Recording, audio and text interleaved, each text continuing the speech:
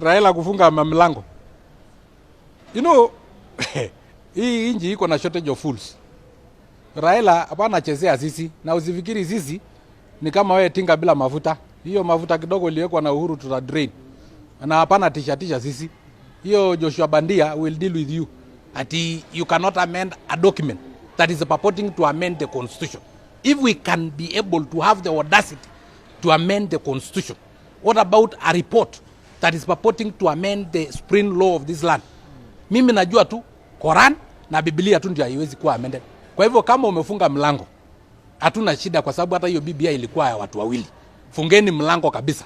Tukutane kwa debe. Kama unafikiri sisi ni mchezo. Sisi tumesema kama kiongozi ya watu walemavu, representation ya watu walemavu, either through direct nomination or through the electoral college in which person with disability elect their own. Kama hakuna hapo kwa BBI, tutapinga. Kama hakuna NHIF cover kuweza kupatia watu walemavu devices, those are assistive devices like crutches, wheelchairs and so on. Kama hakuna kwa hiyo BBI, tutapinga kama walemavu. Kama pastoralists, tumesema tuko na irreducible minimum.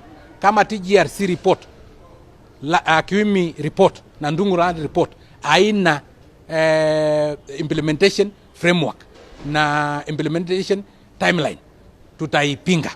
Na tumesema pia kama pastoralists, kama kugawa rasilimali ya hii inji ni 1 man 1 shilling, sio 1 kilometer 1 shilling, tutaipinga. Tumesema pia kama pastoralists, kama there is no guaranteed minimum returns for our livestock and livestock byproducts, hiyo nyoka tutagonga kichwa. Kama pastoralists, kama hakuna livestock marketing authority, kama venye kuna marketing authority ya kahawa na majani chai, bas hiyo nyoka itarudi pangoni. I can tell you. Kwa hivyo fungeni hiyo mlango. Hata atupembelezani. Kuna wakati tulikuwa tunawambembeleza, let us build consensus, let us do what we don't even want that consensus.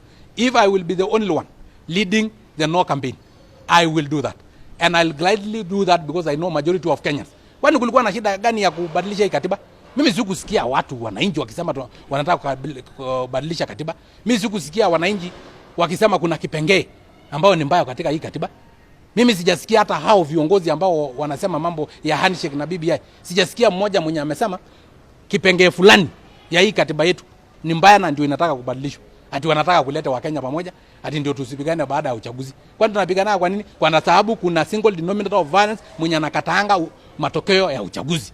Sasa huyo single denominator of violence ndiye ataambiwa tafadhali katika jina la Yesu kubali matokeo ya uchaguzi. Ukishindwa shindika. Kama venye Uhuru alishindwa in 2002, hatakuwa na violence, alikubali alishindwa. Kwa nini wewe ukishindwa tu lazima kuwe na violence? Na lazima mkono yako isalamie Kibaki, isalamie Uhuru, ati ndio tutulie. Bila mkono yako tunauana. So we know the source of violence in this country. Why do you come and say ati lazima watu wagawanya mamlaka? Which mamlaka?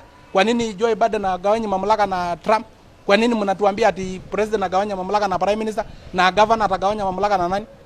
Tuko na mashindano ya viti 6 katika hii Kenya wakati tunapopiga kura. Kwa nini mna concentrate na mtu mmoja, mnasema ati mtu mmoja asichukue mamlaka ile hali wale wengine watano MCA, senators na women rep na governors wanachukua mamlaka yote? Wacheni kutuchukua utoto bwana. Hii hatuwezi kubali, na tunasema ya kwamba hiyo BBI leteni, na ndio mtajua hamjui.